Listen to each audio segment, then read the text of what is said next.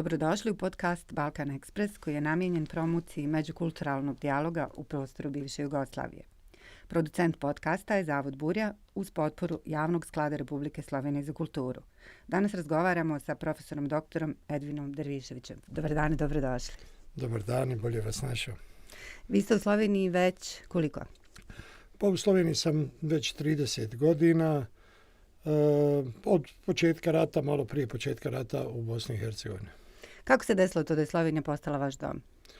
Pa to je bila neka slučajnost. Jel? Imao sam seminar, to je školu akupunkture koju sam vodio u Sloveniji.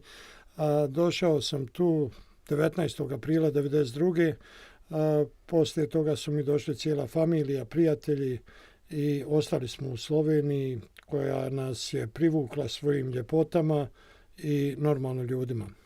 I kako je poslije proticao vaš život? Šta se je dogodilo? Vjerovatno je bila promjena velika. Došli ste iz Bosne i Hercegovine. Da, došao sam iz Bosne i Hercegovine gdje sam imao 4 klinike. Jel? Zdravstveni zavod za akupunkturu Bosne i Hercegovine i još 3 klinike u Sarajevu, Mostaru, Brčkom i Tuzli. Imao sam 450 pacijenata, jel? Zajedno sa cijelom ekipom iz Kine.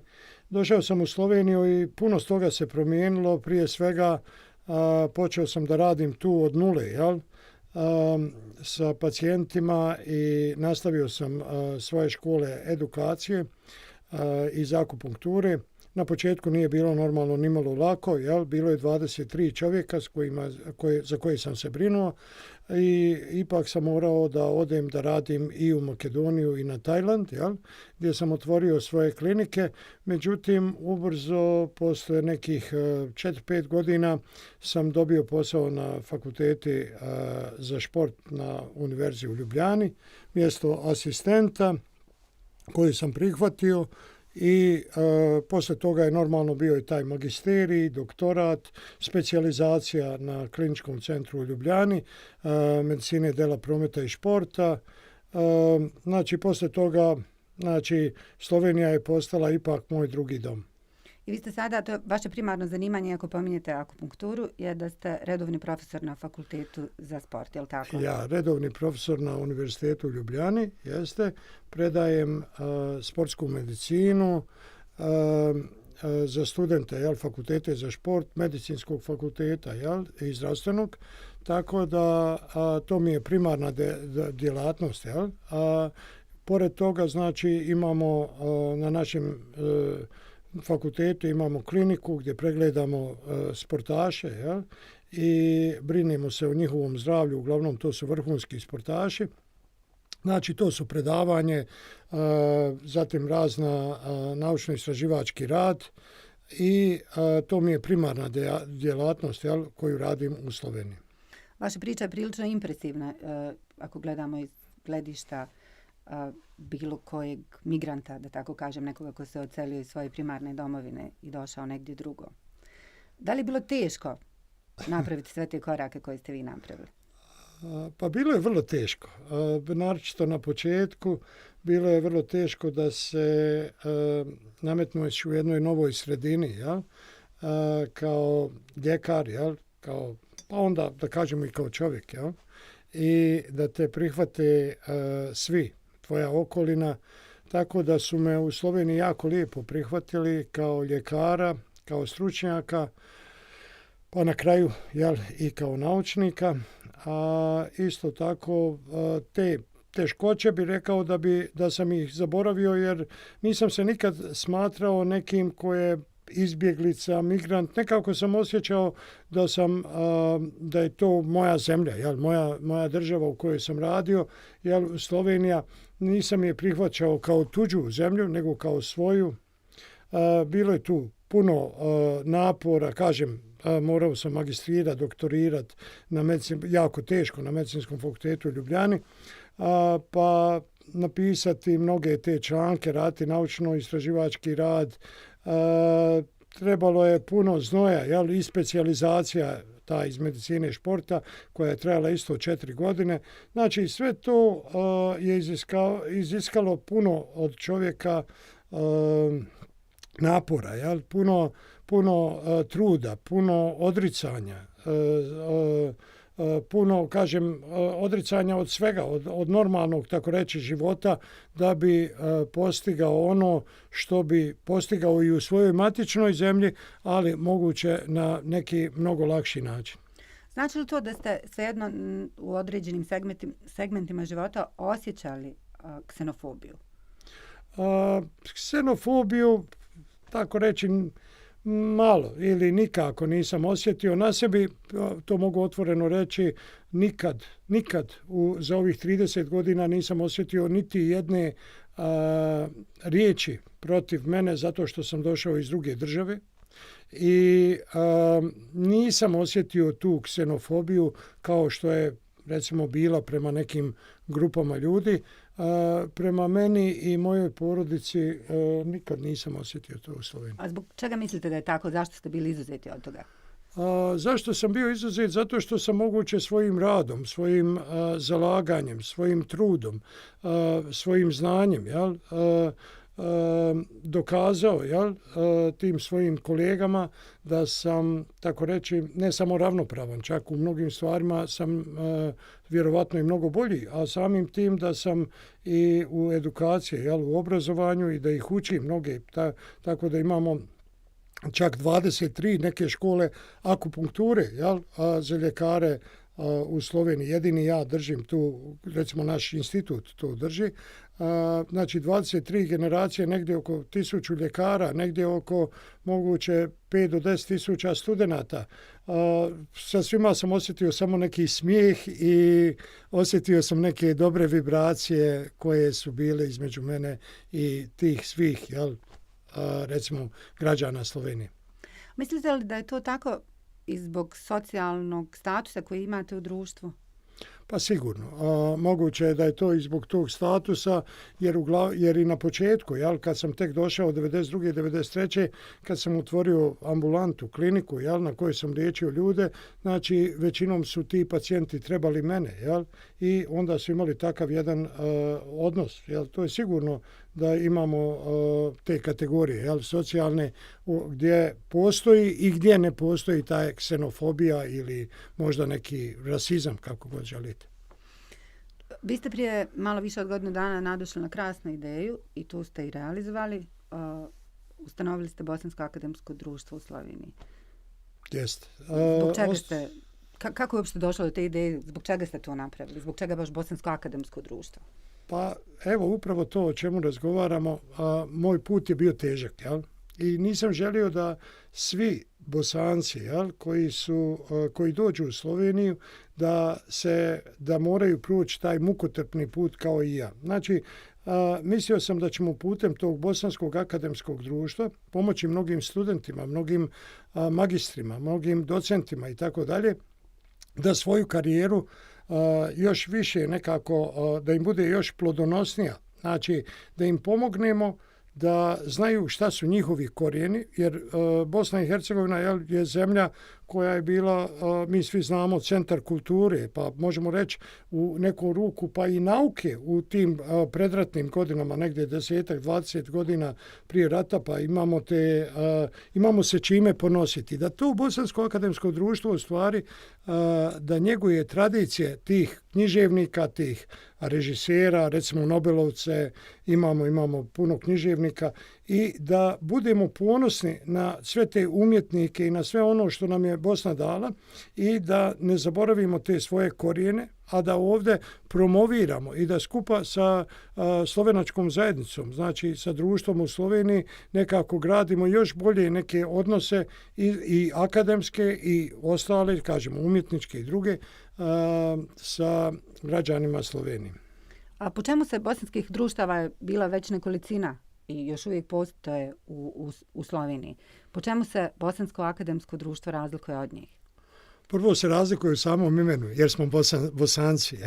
Mi smo Bosanci i akademsko smo obrazovani ljudi I nažalost imamo puno tih društava bosanskih u Sloveniji koja su se nekako opredijelila nacionalno. To znači neki su Bošnjaci, neki Srbi, neki Hrvati, a mi smo u stvari svi ti podrazumijevamo Bosnu i Hercegovinu onakvu kakva je bila prije rata. Znači i da je zemlja Bosanaca. I svih narodnosti, svih etničnih grupa mogu biti članovi ove akademske, a samo ime akademsko nam kaže da među nama nema nikakvih granica. Što ima, nažalost, u nekim drugim društvima, pa zato ta društva i nisu mogla uspjeti puno u svojim nekim, recimo, realizaciji nekih ideja, a akademsko društvo je ipak napravilo bosansko puno toga. Bosansko akademsko društvo aktivno radi od 4. marta ove godine. Ustanovljeno je prošle godine kao ideja na Dan državnosti Bosne i Hercegovine 25. novembra, je li tako? Tako je. To je počelo kao vaša ideja, vi ste predsjednik društva. Jeste. I koji su to uspjesi na koji ste najponosniji u ovih nekoliko mjeseci, koliko je to 90 mjeseci od kada društvo aktivno radi? Pa ponosan sam na to, baš otvaranje, mi smo ranije registrirani, ali 4. marta smo imali veliku akademiju, jel, u Cankarjevom domu, gdje smo pokazali ko smo i šta smo, gdje su nas svi, jel, došli podržati, svi iz Bosne i Hercegovine i Slovenije, jel, uglavnom intelektualci. Malo je problematično što neki zaziru od imena akademsko, pa ne žele da nam se priključi upravo zbog toga što misle da je to neka, ne znam, nije high society, neko visoko društvo. Međutim, mi smo svi normalno borimo se za, recimo, prvi veliki uspjeh nam je da smo dobili dodatnu nastavu iz bosanskog jezika od strane Ministarstva za obrazovanje Republike Slovenije, da dodatni jezik bosanski bude u školama, znači ravnopravan sa ostalim tim jezicima, stranim jezicima. Tako da smo dobili čak i 12-13 profesora koji održavaju danas tu nastavu i veliki uspjeh je da imamo negdje oko 165 djece u školama koji su krenuli od oktobra i redovno idu na tu nastavu. Nadamo se da će sljedeće godine biti 250-300 učenika. To je uspjeh kakav nije još zabilježen. Ja mislim da prve godine u jednoj zemlji maloj, recimo kao što je Slovenija, ali koja ima ipak 110.000 Bosanaca i tu smo najveća, tako reći, manjina, jel, u Sloveniji traži da je toliko, da je takav jedan veliki broj učenika.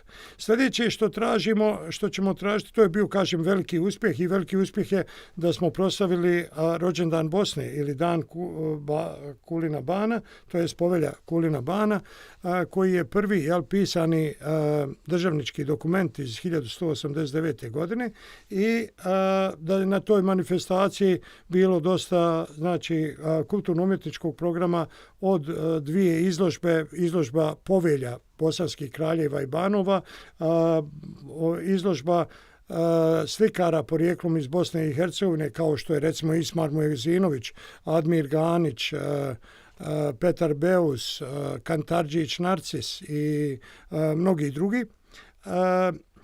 Zatim smo imali i jedan, tako reći, dobrotvorni show, to jeste komediju od strane, stand-up komediju. Zatim smo imali i u kinoteci prikazivanje filmova bosanskih režisera i mogu vam reći da su ti režiseri porijeklom iz Bosne i Hercegovine koji rade u Sloveniji moguće među najboljim režiserima u Sloveniji. Inače, i bilo je prikazivanje njihovih kratkometražnih filmova kao što je Goran Vojnović, Maksimović Slobodan i tako da, Muratović, Ismar Mujezinović i tako dalje. Kažem, to su nam bili najveći uspjesi u kratkom vremenu, znači u nekoliko mjeseci, a sada je naša borba, to jeste trend da tražimo od Republike Slovenije da, pošto smo, tako reći, najviše nas ima od stranaca u Sloveniji, da tražimo i status manjine, jel, koja će nam puno značiti u svim oblicima, od, kažemo, kulturno-umjetničkog do nekih, recimo, što ne reći i to na kraju, i do nekog političkog umještavanja Bosanaca u Sloveniji.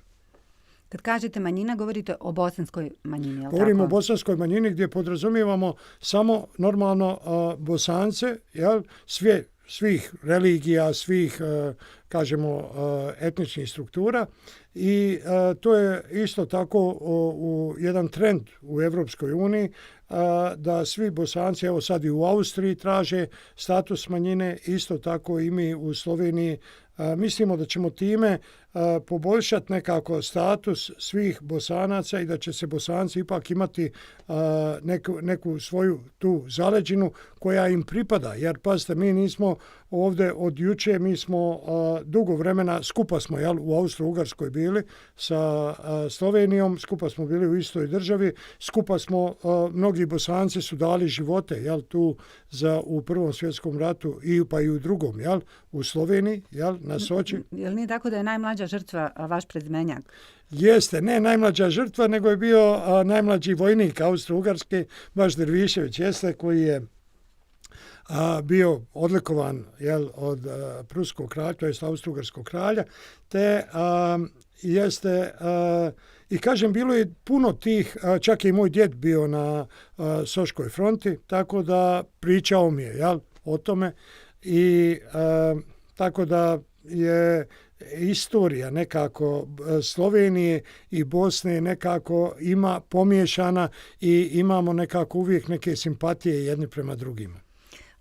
Ako raspolažem pravilnim podacima, Bosna priznaje 16 različitih manjina, jedna od njih je i slovenska. Slovenija, s druge strane, priznaje 2 manjine i Rome dodatno, je li tako? Zbog čega mislite da je u Sloveniji tako teško doseći status manjine? Pa ja mislim da je moguće, tu postoji jedna vrsta moguće nekog straha iz prvo da se neće, mi znamo da je Slovenija sa svojih 2 miliona stanovnika, kažem, da je socijalna zemlja, međutim ipak se gleda puno na taj, kao svaka zapadna zemlja, na novac, jel? I da oni misle da bi moguće sa tim statusom manjine Bosanci dobili svoje posebne škole, dobili svoj poseban novac i svoja mjesta u parlamentu i tako dalje. Mi ne tražimo na taj način, mi tražimo, znači, da zakonski uđemo da budemo manjina, jer manjina ima svoje prednosti, mnogi bi dobili bi, tako reći, normalno neka sredstva za rad i uspješno bi, recimo, imali tu kulturno-umjetničku, jel, tradiciju koju bi gajili, jel, tu, i ipak treba nam neka pomoć, a kažem, to je iz jedne strane vjerovatno neki strah, a iz druge strane moguće i nepoznavanje svih tih tradicija koje Bosanci imaju u Sloveniji. Tako da bi i tu radimo kao akademsko društvo i pokušavamo da kroz neke monografije, to jeste kroz neke knjige koje bi naši književnici trebali da, koji su poznati ovdje u Sloveniji, da naprave, to jeste da naprave, da pokažu Slovencima ko su ti Bosanci, ko su bili, jel, poznati Bosanci, a ne samo to, nego i koji su u Sloveniji, jel, trenutno, i da oni na taj način nekako upoznaju i bosansku kulturu, umjetnost, jel, kroz sve te monografije i normalno na dvojezičnom, na bosanskom i na slovenačkom jeziku. Tako da mislim da je sve stvar nepoznavanja, jer čim ne poznaješ neke stvari, onda imaš strah od njih. I onda taj strah moguće, često nam taj strah paralizira nas. To jeste, često nas napravi za protivnike, što mi normalno kao Bosanci ne želimo i želimo da sa Slovencima imamo tako jako lijepe odnose, jako dobre odnose. Tako mi imamo, recimo u Bosni, imamo dvije institucije, dva društva, slovenačka, jedan je u Sarajevu, jedan je u Tuzli, koje imaju čak i svoje prostore, njeguju slovenačke tradicije u Bosni i Hercegovini, tako da mi upravo tražimo neki reciprocitet, da i mi imamo kao Bosanci, jest da nismo u Europskoj uniji, ali mislim da nam Slovenija i slovenačka politika, naročito sadašnja, puno znači u promoviranju Bosne prema recimo toj Europskoj uniji, da postanu isti standardi što je potrebno Bosni i Hercegovini, jer znate da je Bosna posle rata ipak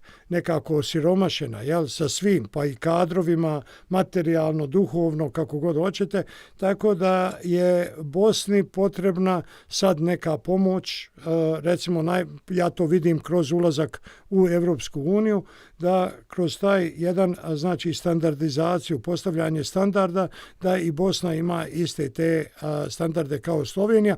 A mislim da, kažem, ta politika će sigurno da doprinese da Bosna i postane članicom ili kandidatom za Europsku uniju. Na koju politiku konkretno mislite? Politika izvan države? Ili politika u državi? Mislim na politiku, slovensku politiku prema Bosni, to sadašnju, mislim na premijera Goloba i mislim na njegov odnos prema i cijele te strukture političke koja je danas na vlasti u Sloveniji, da puno žele i puno, pošto su vidjeli da bez Bosne vjerovatno, jer će Bosna sad biti na granici od 1. januara sa Europskom unijom, to jeste sa Schengenom, ne sa Europskom unijom je već duže vremena, znači da je potrebna i jaka Bosna, to jest Bosna u kojoj će postojati neki standardi, ne znam, samo da kažem i u školstvu, i u zdravstvu, i u prehrani, i u bilo kojoj sferi, znači standardi slični Europskoj uniji, što će pomoći i Europskoj uniji, a normalno još više i Bosni i Hercegovini. Vi dolazite iz Brčkog, veliki ste zaljubljenik Bosne i Hercegovine. Šta mislite o trenutnoj situaciji u toj državi? Ukratko. Rođen sam u Brčkom. To je bio jedan prelijep grad na Savi, koji je, nažalost, postao i distrikt, sada, ali je uglavnom je devastirano. Znači, moje mišljenje o Bosni koju obožavam, koju volim, koju volim otići svuda u Bosnu, u Sarajevo, Banja Luku, u Mostar, Brčko, Tuzlu, Bijeljinu, moje mišljenje da je Bosna osiromašena ne samo materijalno, nego najviše moguće duhovno. Mislim da je dosta ljudi otišlo vani i da su ti ljudi koji su vani u stvari bili neka pokretačka snaga prije rata, u Bosni i Hercegovini, i mislim da je potrebno potrebno je vrijeme. To je proces posle rata da bi moguće i neki ljudi da se vrate, i mi u stvari pokušavamo preko Bosanskog akademskog društva Slovenije i Europske unije da napravimo uslove da se mnogi ljudi koji, koliko je moguće, znači Bosanaca, vrati u Bosni i da napravi tu neku standardizaciju, da digne malo opet taj, kako kažemo, da digne na pijedestal ono što je nekad bilo. I danas kažemo, mi smo u umjetnosti, u kulturi sigurno daleko otišli iznad zemalja regije, ali to je sve posljedica pojedinačnih uspjeha, a ne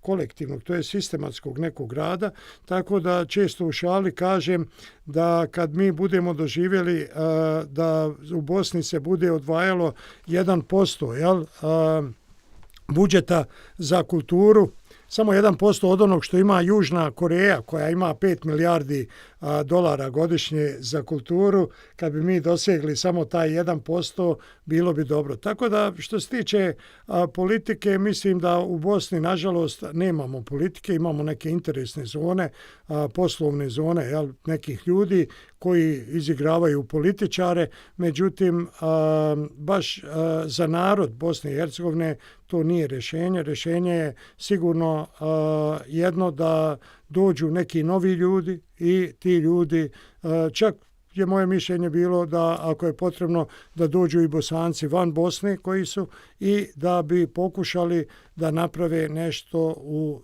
Bosni, jer pazite, svi mi koji smo vani volimo tu Bosnu i radimo sve, tako reći, volonterski za tu Bosnu, srcem i dušom, a dole je već drugačija situacija. Pomenuli ste volonterizam, zbog toga ne mogu ne pomenuti da svi profesori koji rade kao profesori bosanskog jezika u svih 13 ili 12 škola u Sloveniji rade kao volonteri. U međuvremenu ti ljudi u Sloveniji zarađuju za život kao radnici u fabrikama u 3 smjene, je li tako?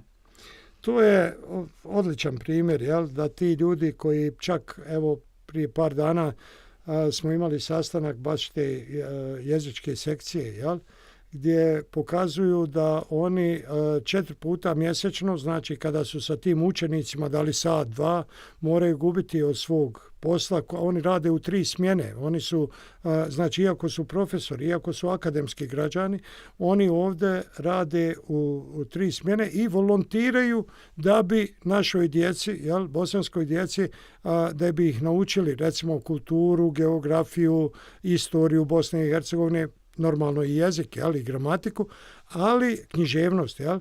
I međutim, ti ljudi, kažemo, odvajaju, čak dobijaju manje plaće, čak dobiju po, ne znam, nija trećinu plaće manje, zbog toga što odlaze na posao radeći sa tim učenicima. I normalno mi to moramo nekako sistemski da riješimo, jel, u budućnosti, da prvo će biti da bosanski jezik, jel, uđe ne samo kao dodatni, nego kao mislite kao izborni predmet? Kao izborni predmet i da bude, onda bi profesori tog bosanskog jezika bili i normalno plaćeni.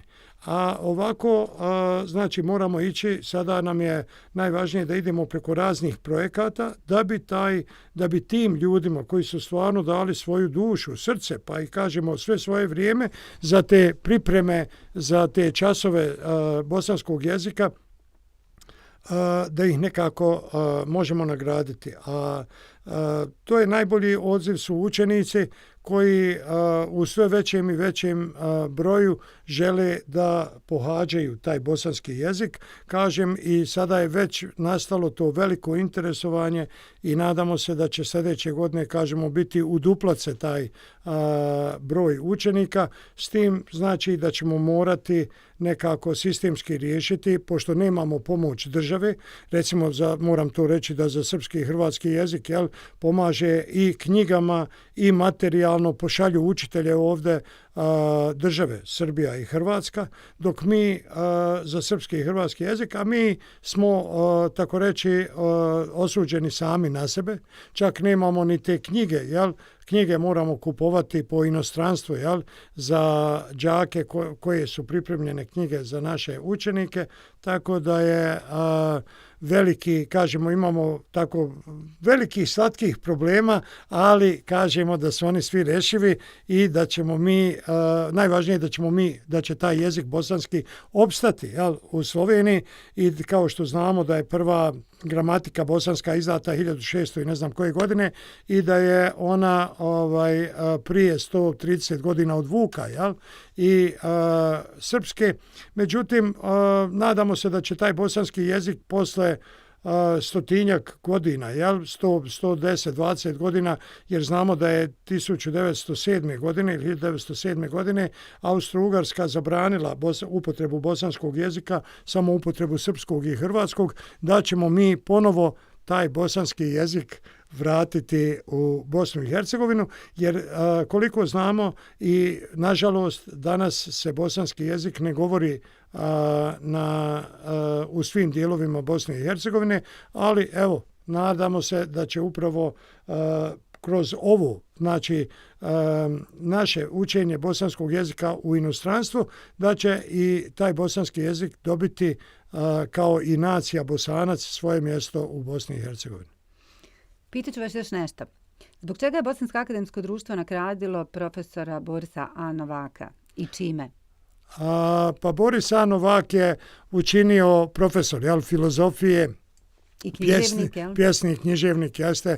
On je toliko puno napravio za Bosnu i Hercegovinu, za ljude u Bosni i Hercegovini u toku rata, prije, posle, da je to, da malo ljudi zna koliko je on to napravio i mislim da će on uvijek imati neko mjesto u Bosni kao čovjek koji je napravio, tako reći, nešto što malo ko od nas bi napravio, recimo, da se takva situacija dešavala u Sloveniji. A na šta konkretno mislite? Pa mislim da je išao i pomagao, da je čak oslobađao neke iz zatvora, iz logora. Govorimo o vremenu rata. Govorimo o vremenu rata, a moram i to napomenuti da je on ipak iz jedne porodice, da su njegove tete bile prve feministkinje u Bosni i Hercegovini, da su iz Mostara, i da je on inače i povezan nekako sa Bosnom i Hercegovinom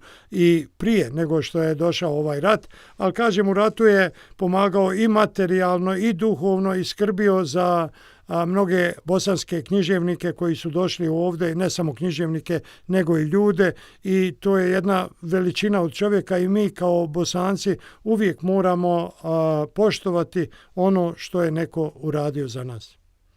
Zanimljivo i lijepo. Profesor Drvišević, šta su naredni planovi Bosanskog akademskog društva u Sloveniji? Naši naredni planovi su sigurno da, ako je bude moguće, da napravimo i jedan kulturni, bosanski akademski kulturni centar, gdje bi možda postojao i neki, gdje bi se vršile razne aktivnosti, od pisanja lijepih riječi, učenja bosanskog jezika i za starije osobe, ne samo za djecu, onda možda razne radionice iz glazbe, iz umjetnosti, iz likovne umjetnosti i tako dalje. Isto tako moguće želimo da pokrenemo, ako je bude moguće, i televiziju, jednu bosansku televiziju Bosanaca van Bosne. U tom projektu učestvuju naši potpredsjednici, akademik Ismar Mojezinović i naša književnica Adriana Kući, i mislim da bi sa njihovim idejama, znači taj jedan centar gdje bi se okupljali, gdje bi bio taj kulturno-umjetnički duh Bosne i Hercegovine provejavao cijelo vrijeme, da ćemo izgraditi takav jedan centar, i to nam je sad u budućnosti jedna od ideja šta bi napravili. Mislim da nas čeka ogromno posla, a upravo i kao članovi ovog Bosanskog akademskog društva Evropske unije pokušavamo da 29. i 28. avgust proglasimo danom dobrosusjedstva, jer to je dan kada je potpisana povelja Kulina Bana sa Dubrovnikom, znači 1189. godine, tako da taj dan ćemo predložiti Ujedinjenim nacijama da bude dan dobrosusjedstva, pa i tu će nam sigurno dosta napora poteći, da bi napravili i to. Vi ste prepuni energije i dobrih ideja, imate ekipu koja se bavi svim. Tako? Jeste, ekipa je prekrasna, ekipa ljudi koji su u Bosanskom akademskom društvu, znači akademski obrazovani ljudi.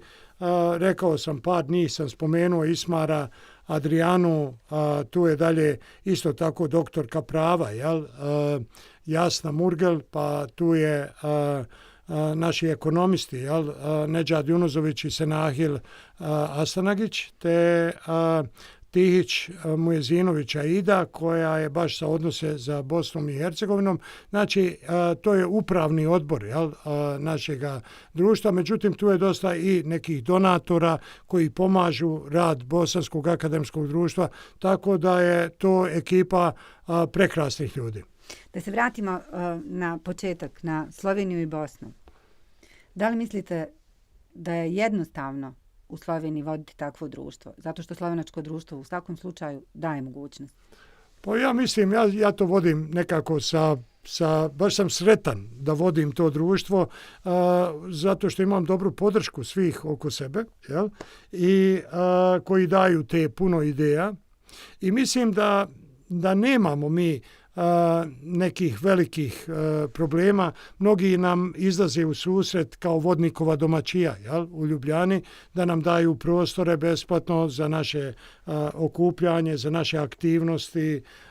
Zatim imamo isto sa Cankarjevim domom, sa kinotekom, sa festivalnom dvoranom. Jako dobre odnose gdje nas ljudi, tako reći, objeručke prihvaćaju, a kažemo i ove strukture, jel, državne strukture Slovenije su, mogu reći, blagonaklone prema nama. Tako da upravo ne vidim nikakvi, mislim da bi bilo možda nekad teže Slovencima u Bosni, iako su oni napravili društvo, da nama je, kažemo, omogućeno puno toga i još jednom da se zahvalim i slovenačkom društvu za ovo sve što su nam dali. Za kraj ću vas upitati još ovo. Svaki dan nekoliko bosansko-hercegovačkih porodica se preseli u Sloveniju. I svaki dan se susreću sa nekim novim izazovima. Šta bi vi kao čovjek sa iskustvom preporučili?